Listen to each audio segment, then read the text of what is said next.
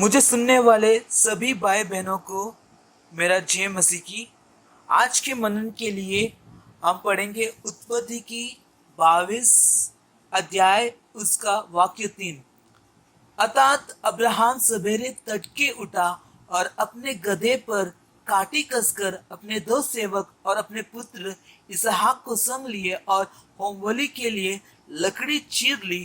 तब निकलकर उस स्थान की ओर चला जिसकी चर्चा परमेश्वर ने उसे की थी। हमें इस कहानी को हम जानते हैं जहाँ पर परमेश्वर अब्राहम से अपने एकलौता पुत्र इसहाक को होमबलि करने को कहता है और इस पर वे क्या उसका जो आज्ञा को जो परमेश्वर देता है उसको देरी से नहीं करता है। हम देखते हैं कि यहाँ पर लिखा है कि अब्राहम सवेरे तड़के उठा।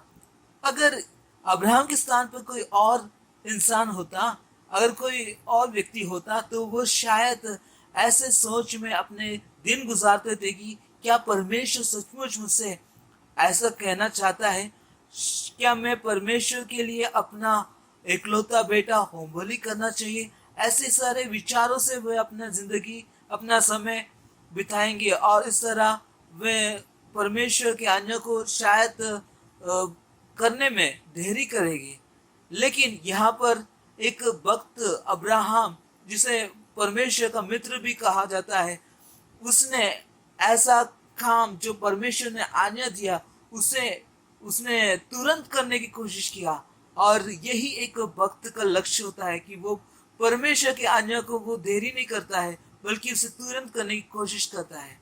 हम देखते हैं कि मत्ती की सुसमाचार 4 अध्याय उसका 18 और 20 में गलील की झील के किनारे फिरते हुए उसने दो भाइयों अर्थात शमौन को जो पतरस कहलाता है और उसके भाई अंद्रियास को झील में जाल डालते देखा क्योंकि वे मछुए थे। यीशु ने उनसे कहा, मेरे पीछे चले आओ तो मैं तुमको मनुष्यों के पकड़ने वाला बनाऊंगा। वे तुरंत चालों को छोड़कर उसके पीछे हो लिए। तो यहाँ पर प्रभु यीशु मसीह के पहले चेले जो थे उसकी आज्ञा सुनते ही वे क्या किया, वे तुरंत चालों को छोड़कर उसके पीछे हो लिया।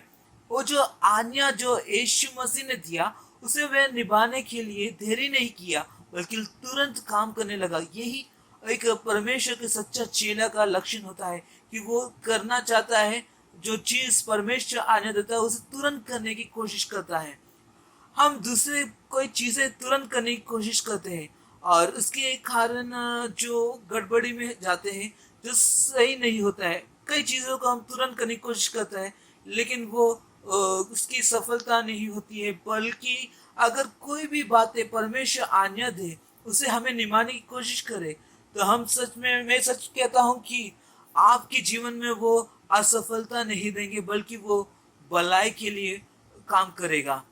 हम देखते हैं कि प्रेरित पौलुस, अगर किसी मनुष्य को मैं पीछा करना चाहता हूँ यीशु के अलावा तो मैं वो है कि प्रेरित पौलुस। और हम देखते हैं कि प्रेरित पौलुस गलती के पत्री में उसका अध्याय 1 उसका 15 और 17 में देखते हैं कि इसकी बुलाहट के विषय में जब उसे बुलाहट मिला तो हम देखते हैं 17 वाक्यों में, और न यरूशलेम को उनके पास गया जो मुझसे पहले प्रेरित थे, पर तुरंत अरब को खोज चला गया और फिर वहां से